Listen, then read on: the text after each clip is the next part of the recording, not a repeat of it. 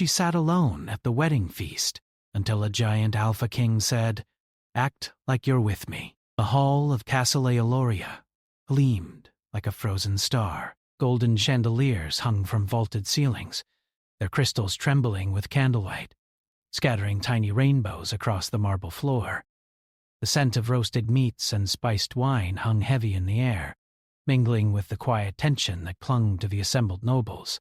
Tonight was meant to be a celebration of love, yet at the far end of the hall, where shadows gathered like whispers, sat Elara, a young noblewoman in a gown of silver that reflected the candlelight like moonlight on still water. Elara's hands rested on her lap, delicate fingers twisting the folds of her skirt, but her eyes were distant, lost in a world of memory and sorrow. Around her, the laughter of the guests rolled like soft thunder, but she felt no part of it. Each smile, each dance, each toast reminded her of what she could not have. She had been born under a shadow, her family bound by an old prophecy, a curse whispered only in the dark corridors of her childhood. It said that love, true love, would come to her only at the cost of great danger. She had watched others marry and find joy, and yet here she sat, alone, her heart heavy with longing she could not voice. The music shifted, a soft melody played by minstrels in the corner, its tune gentle and haunting. Elara's gaze fell to the carved wooden table in front of her, her thoughts drifting to the family portraits that lined the walls of her childhood home. Faces smiled down at her from the frames, all bound by the same tragic history, power, beauty, and a loneliness that gnawed at the soul. She had grown used to being invisible, a shadow in every crowd, a quiet ghost in a world that demanded color and light. And then the hall seemed to change. A hush fell over the guests, as though the very air had been pulled taut. Heads turned. Elara felt it before she saw him, a presence so vast, so commanding, that it shifted the energy of the room like a storm moving across the sea. The music stuttered, the flickering candlelight danced differently, and all eyes slowly turned to the entrance. King Kale entered. He was immense, a figure carved as if from the mountain itself, broad-shouldered, towering above the nobles. His armor glinted faintly, black steel etched with gold and runes of old magic. A fur-lined cloak trailed behind him, brushing the marble, leaving a whisper of darkness in its wake. Every step he took resonated in the hall, and yet it was not fear that stirred. It was fascination. Women and men alike turned to look. But Elara did not move. She had heard of Kale, of course. Tales of his power had crossed every border. The Alpha King, fearless and unmatched, who commanded armies and tamed beasts that no one dared approach. But now, standing at the threshold of the hall, his dark eyes scanned the room, and finally they rested on her. For a moment, time seemed to halt. The laughter dimmed, the music softened, and all the color of the world seemed to drain, leaving only her and him. Elara's breath caught. Something stirred in her chest, a mixture of fear, curiosity, and something she could not name. She wanted to look away, to disappear beneath her silver gown, but his gaze held her in place. He crossed the hall in a few long strides, each step deliberate, yet effortless, as though he were gliding above the earth rather than walking upon it. When he reached her table, he stopped. The air between them hummed, thick with unspoken words.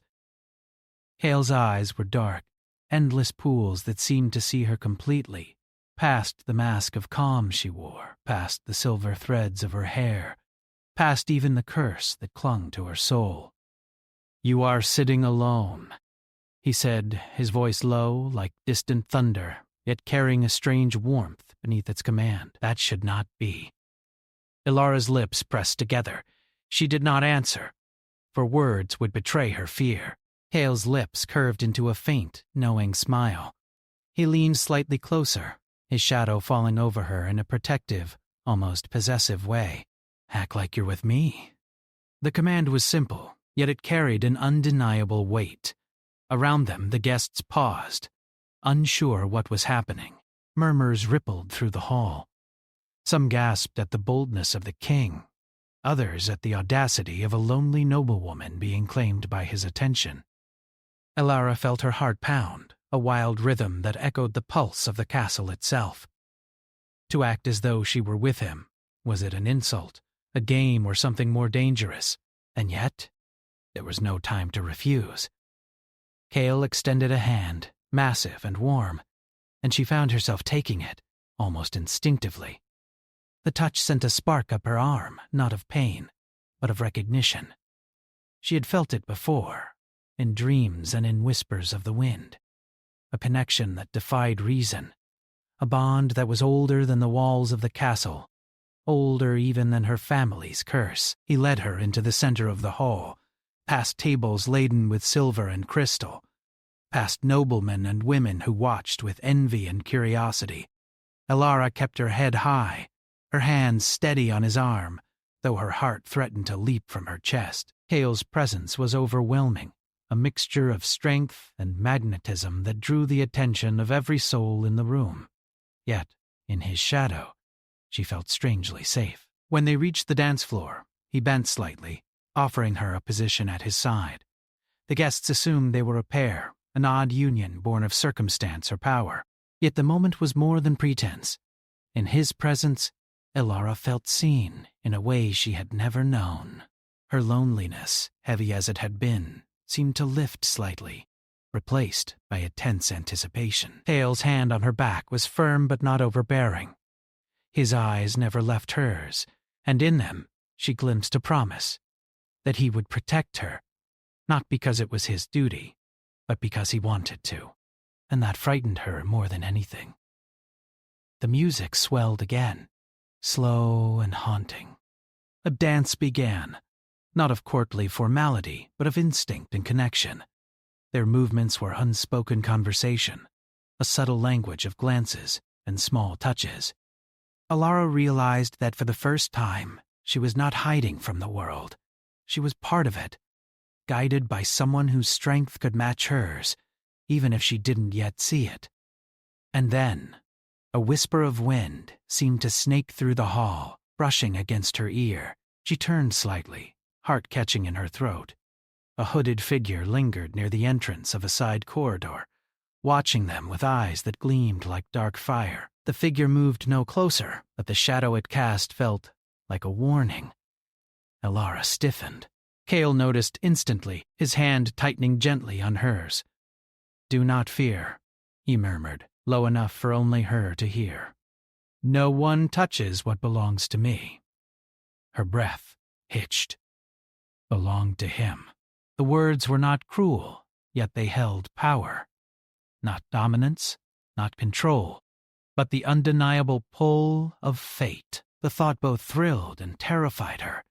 She wanted to pull away, to flee back to the safety of invisibility.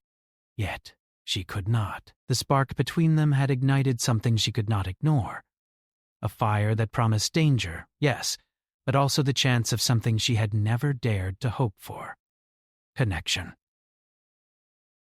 The dance ended too soon. The music faded, replaced by murmurs and the scrape of chairs as guests whispered and speculated. Kyle led her back to her seat, still holding her hand lightly. Around them, the hall had changed. Where once she had sat in loneliness, now there was attention, curiosity, and envy. And in the center of it all, she realized she had felt something she had long denied herself. The stirrings of hope. Cale leaned slightly, his voice a rumble against her ear. "Tonight, you're not alone, Elara. Not while I am near." She wanted to speak, to ask why he cared, to ask what he wanted from her, but the words caught in her throat. Instead, she nodded, letting the quiet weight of the moment fill her. In the brief silence, the hooded figure at the corridor watched still, its intentions unclear, a shadow moving with silent purpose, and as the candles flickered and the nobles whispered, Elara felt a truth she could not name. Something had begun. Something that could not be undone. A spark of destiny had ignited in the lonely hall of Castle Aloria, and she knew deep in her heart, that her life would never again be the same. For the first time in years, she did not feel invisible. She felt chosen, and somewhere in the shadows, the prophecy that had bound her family stirred, as though acknowledging that the threads of fate had begun to weave a new, dangerous, and breathtaking pattern. The hall erupted in laughter and music again. But for Alara, the world had narrowed to one giant figure, one dark gaze, and the unspoken promise of something beyond fear, beyond loneliness, something that whispered, if she dared to trust, she might finally belong. And as she sat, hand in hand with the Alpha King, a quiet tremor of anticipation coursed through her. The night had only just begun, and destiny waited. The feast had ended, yet the echoes of laughter and music still lingered in the halls of Castle Eoloria. Candles burned low, casting long, flickering shadows along the stone walls. The nobles had departed, leaving only servants scurrying in quiet corridors and the quiet hum of the castle at night. Elara sat in her chamber, her silver gown pooled around her, but sleep eluded her. The events of the feast replayed in her mind like a vivid painting. The way King Cale had chosen her, the intensity of his gaze, and the feeling of his massive hand in hers. It had been exhilarating, terrifying, and awakening. But beneath the thrill, a storm of worry churned. Her family's curse was not a tale to be dismissed. It was a shadow over every breath she took. A soft knock echoed at the door. "Elara, may I come in?" The voice was unmistakable. Kael's, deep, commanding, yet threaded with a rare softness she had not expected. Elara's heart skipped. She hesitated, then nodded. "Enter." The door opened, and Cale stepped in, filling the room with his presence. Even unarmored, even in the dim light of her candle, he seemed larger than life. His eyes, dark as obsidian, softened only slightly as they landed on her. "You shouldn't be alone tonight," he said, closing the door behind him. "The feast is over, but the night is long, and I cannot let you sit in silence while shadows linger around your heart." She wanted to deny him, to retreat into her habitual invisibility, yet she could not. Something about his words, his presence, demanded attention. It demanded trust, even before she could allow herself to fully understand why. Kyle approached careful, as though his enormous size could crush the delicate room around him. "I saw you tonight," he said softly. "Not as the others see you. Not as a lonely noblewoman, but as someone more. Someone who carries weight no one else understands." Elara swallowed. His words struck her deeply, stirring emotions she had locked away for years. "I am not extraordinary," she whispered, though she knew she could not hide the trembling in her voice. Cale shook his head, stepping closer. "No, one with your presence is ordinary. I can feel the energy around you, Elara, the quiet strength buried beneath fear. You are bound by something old and powerful. I can sense it." The words made her heart freeze. He knew, or perhaps he only suspected. She had spent years hiding, avoiding anyone who might see the truth. The curse she carried was not a simple family tale. It was a binding prophecy. Anyone who loved her truly could be harmed, or worse, swept into danger that would shadow their life forever. To share that with someone was to risk their life. Yet Cale did not recoil. He did not falter. Instead, he extended a hand, gently brushing a strand of hair from her face. "Do you trust me enough to tell me what it is?" Alara's fingers twitched. She wanted to step back, to retreat into the familiar safety of solitude, yet the pull between them was undeniable. There was a magnetism in Cale's presence, a quiet force that seemed to balance her own fears. She took a breath, then spoke, her voice almost a whisper. "My family carries a curse, a prophecy. It says that anyone who truly touches my heart will face ruin, pain, sometimes death. Kael's eyes darkened, not with fear, but with something else. Interest, respect, perhaps even admiration. Then perhaps it is a curse not meant to isolate you, but to test the courage of those who seek you. Elara shook her head, fear prickling along her spine. It is not a test. It is a chain.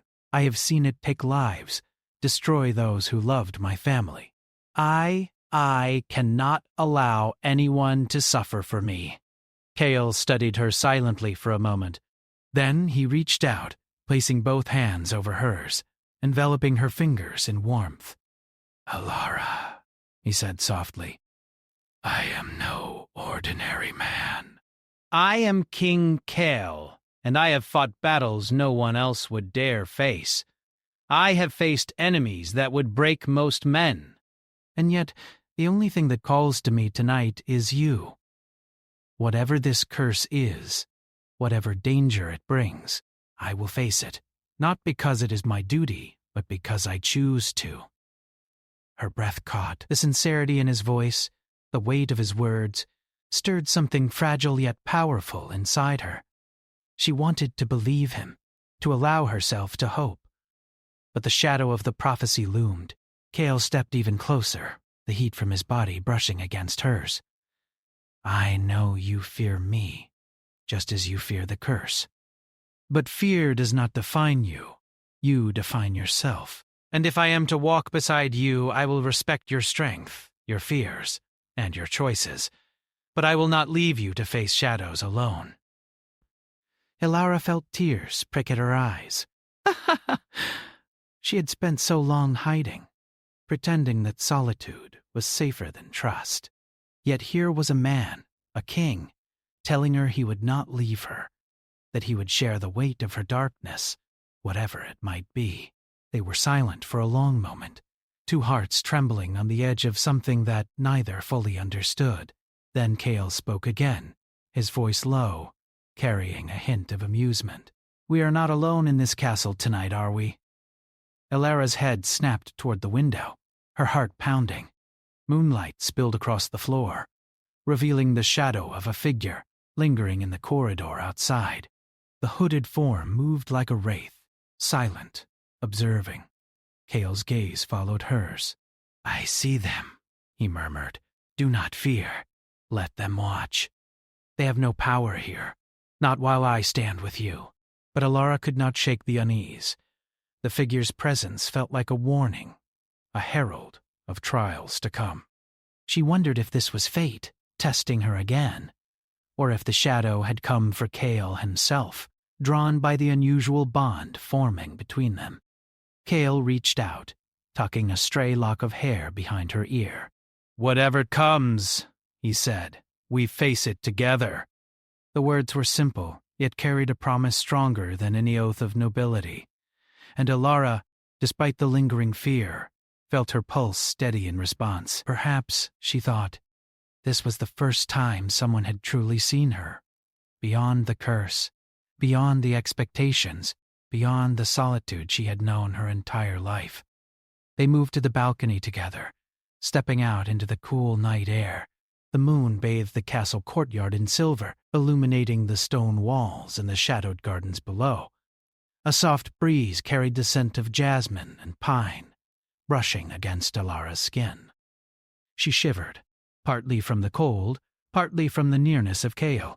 He leaned slightly toward her, his massive frame cutting a protective figure against the moonlight. Do you know why I came to the feast tonight? He asked. Elara shook her head, though her curiosity burned. Because I do not ignore those who carry strength beneath sorrow. I do not ignore those who are alone in a hall full of people.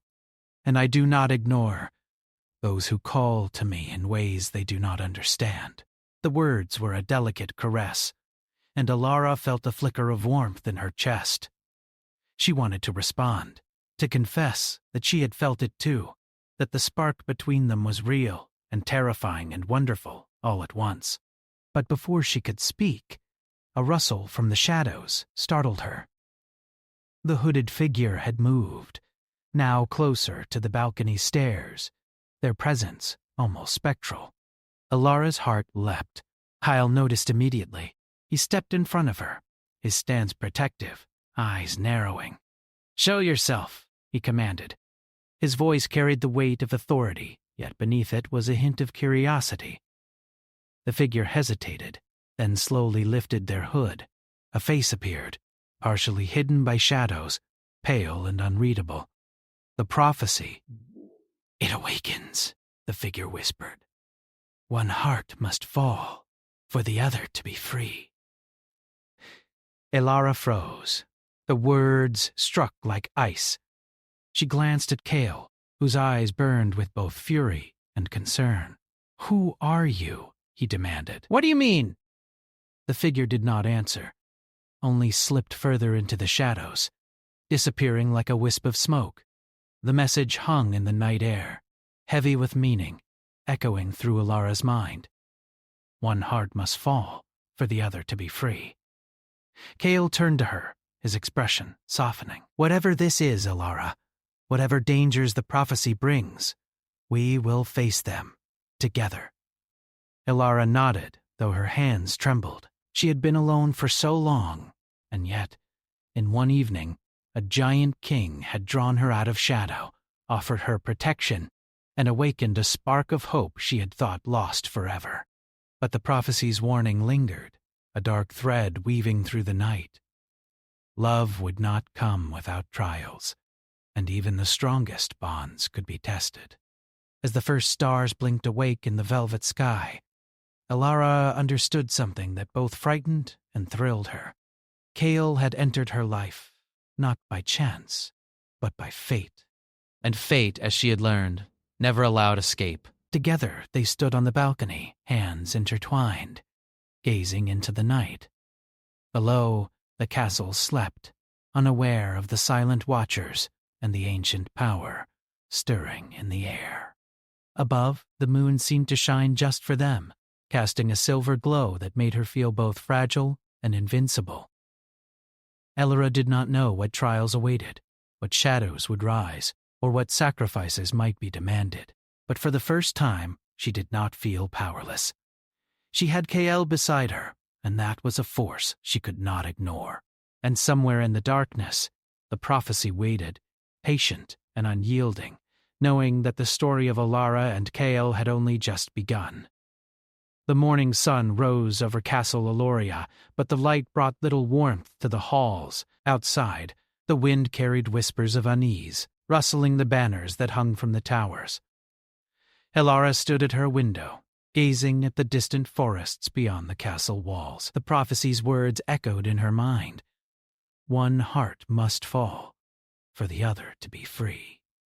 She felt a shiver run down her spine. The warning had not left her since the hooded figure had spoken it on the balcony. And yet there was Cale, standing behind her, as silent and commanding as the mountains themselves.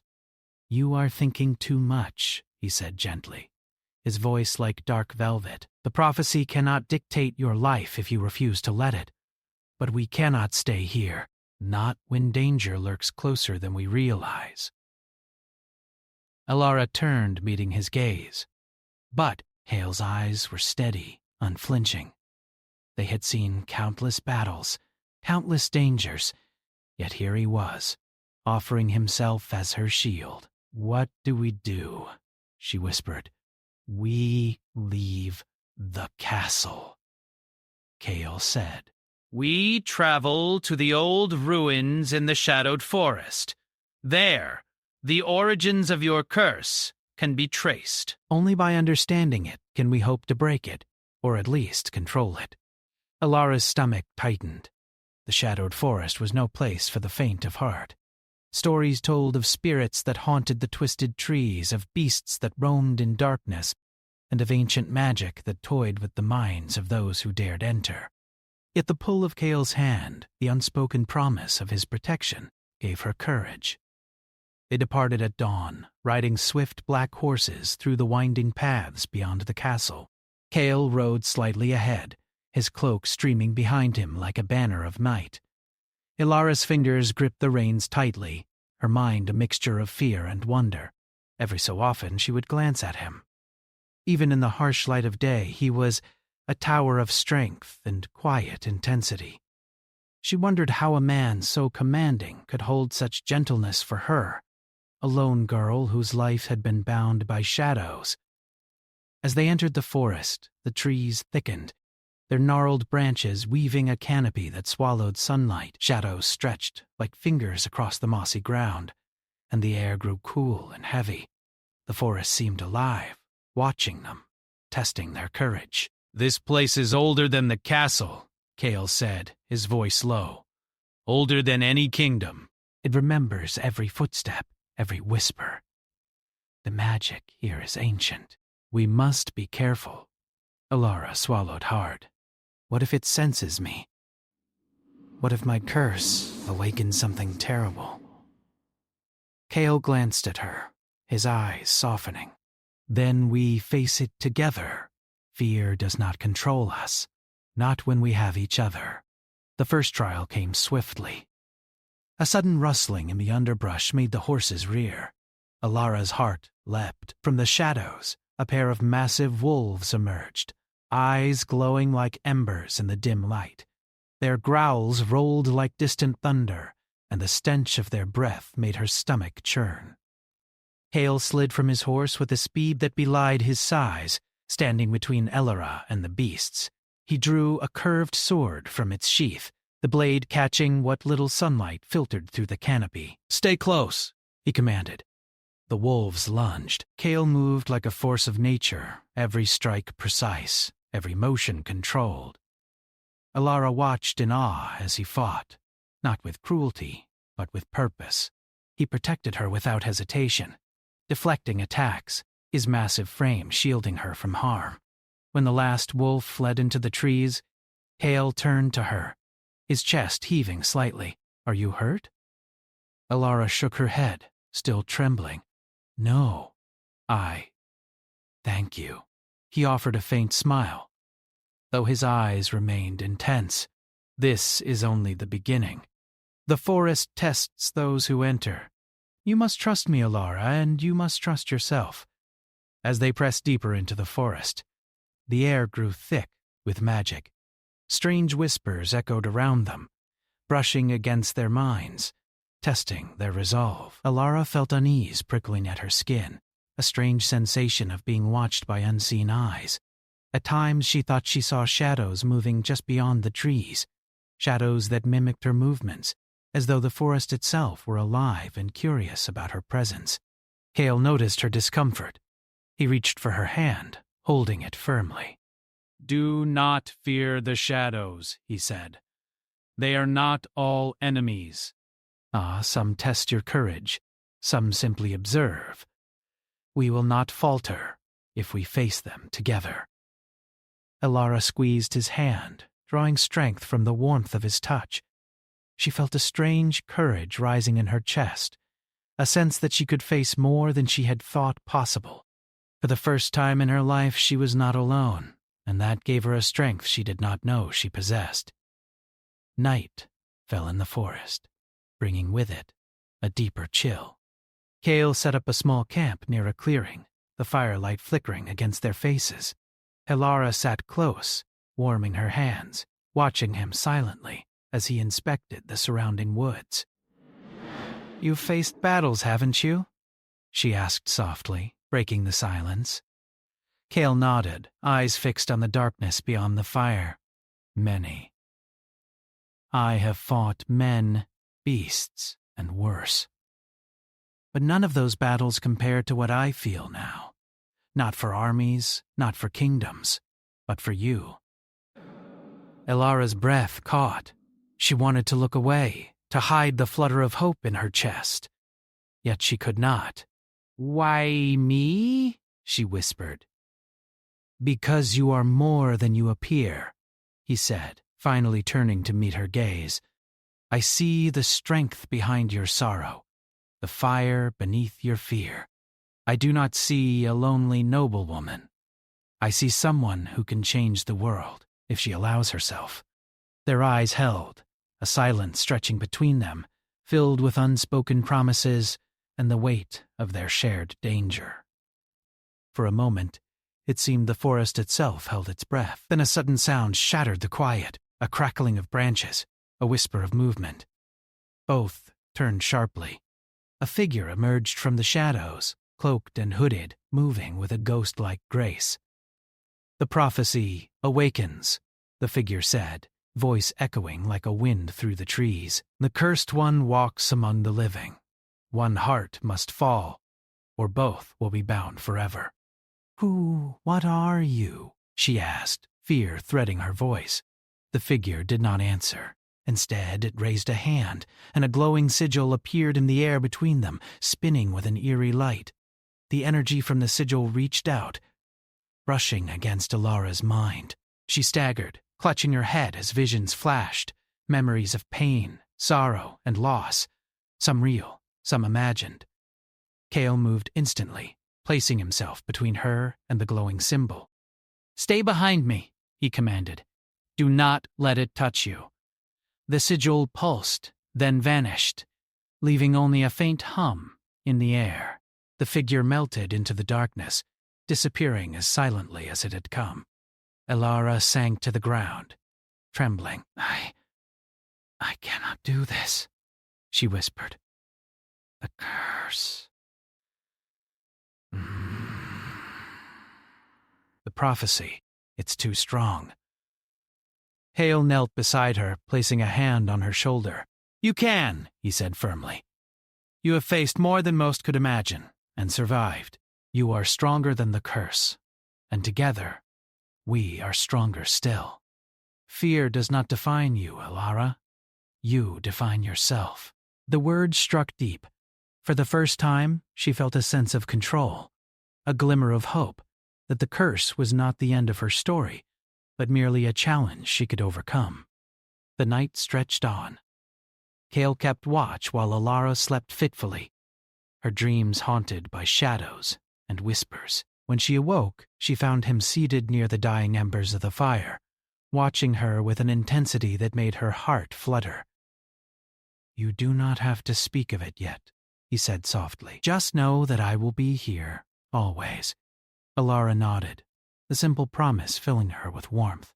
She had spent her life alone, fearing connection, fearing love, fearing the consequences of her heart. And yet, here was a man who not only accepted her, but welcomed her fully, even with the curse she carried. Their journey continued through the forest, facing trials both physical and emotional. Strange creatures tested their courage. Shadows of the past threatened to overwhelm them. And with each challenge, their bond grew stronger, unspoken, yet undeniable. Alara began to trust herself more, her instincts sharper, her resolve stronger. Kale, too, revealed his depths, not just as a warrior or a king, but as someone capable of patience, tenderness, and understanding. They became a balance for each other, strength and vulnerability intertwined, fear and courage woven together. Yet the prophecy loomed, a silent specter that whispered in the wind. One heart must fall, for the other to be free. Days passed, and the ruins of the shadowed forest appeared on the horizon. Ancient stones, overgrown with vines, their surfaces etched with symbols of power long forgotten. The air thrummed with magic, the energy of centuries pressing against their senses.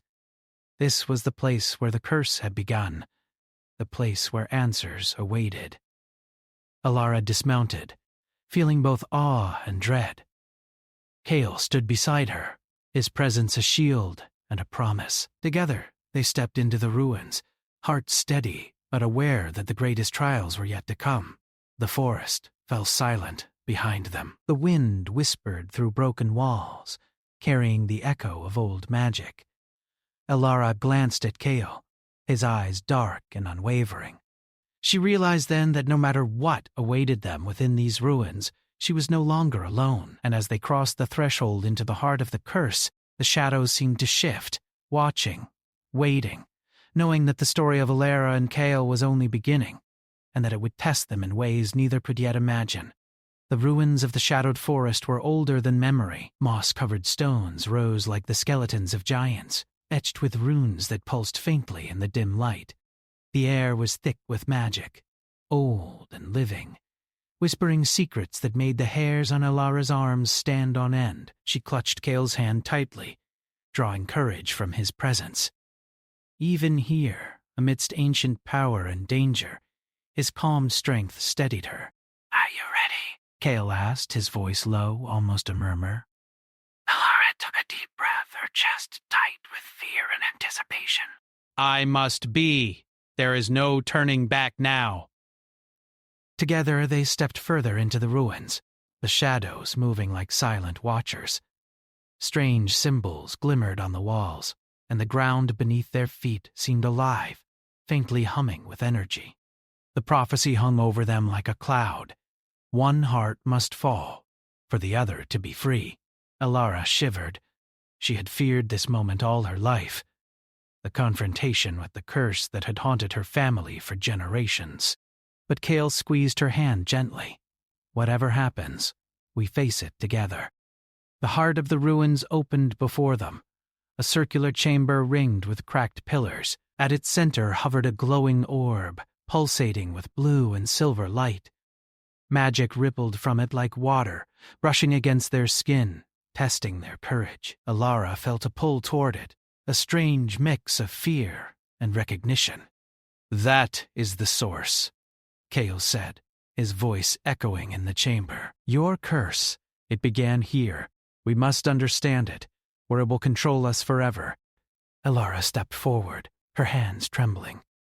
The orb seemed to respond, pulsing faster as she neared. Visions flashed before her eyes, memories of her ancestors, of love twisted by fear, of hearts broken by the very curse she had inherited.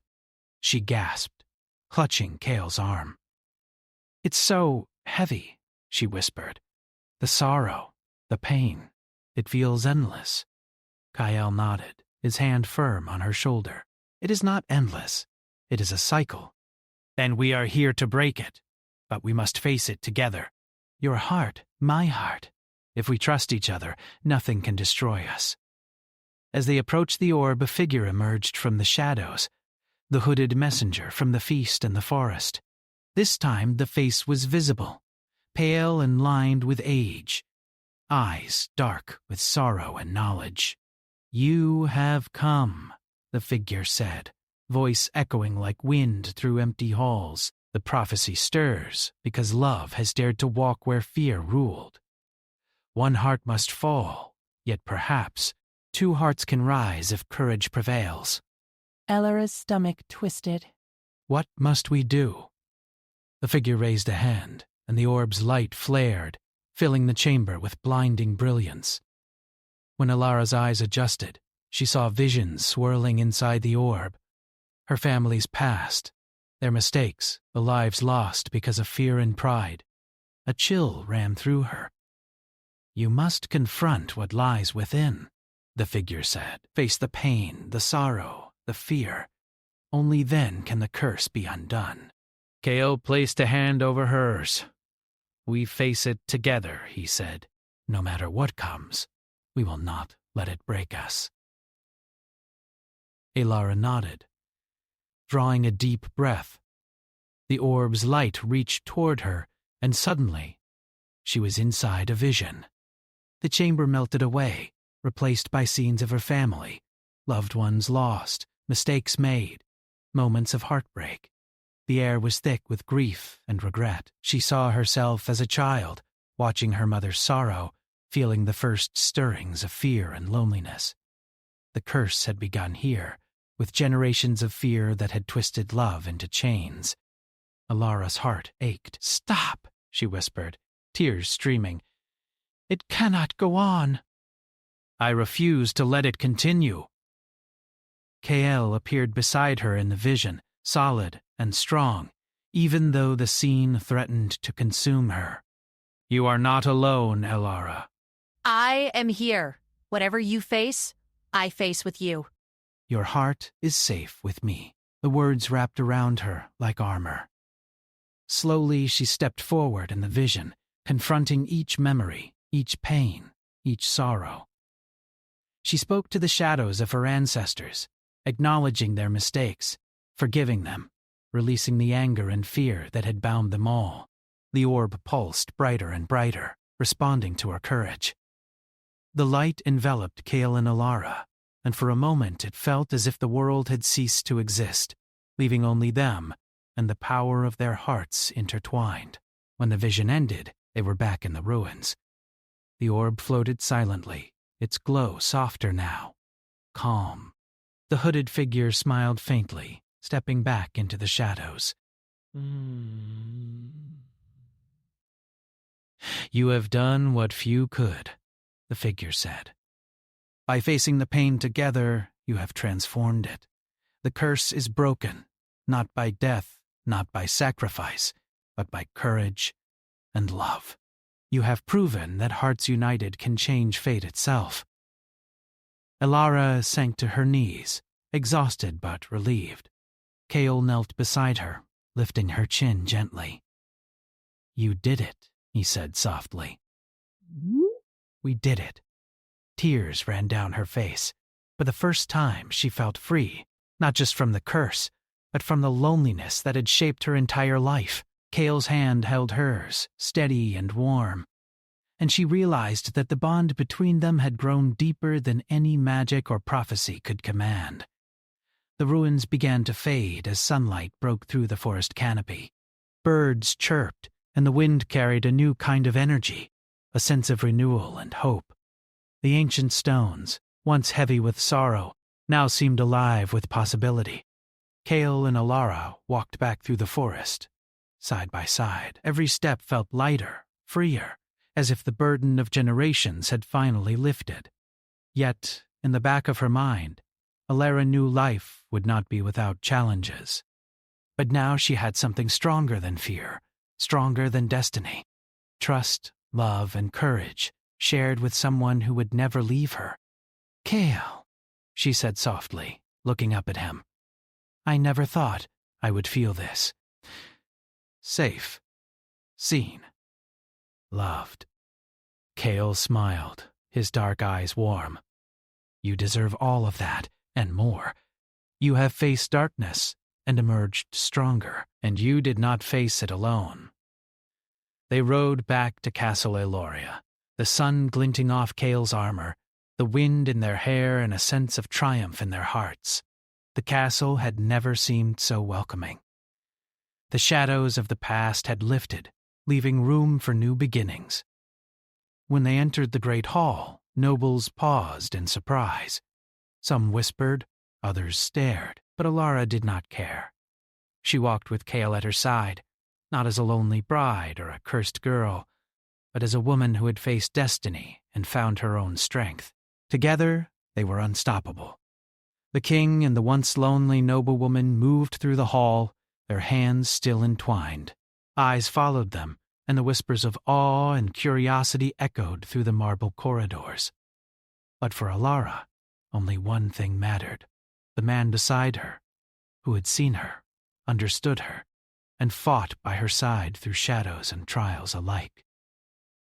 That night, in the quiet of her chambers, Alara looked out over the castle grounds.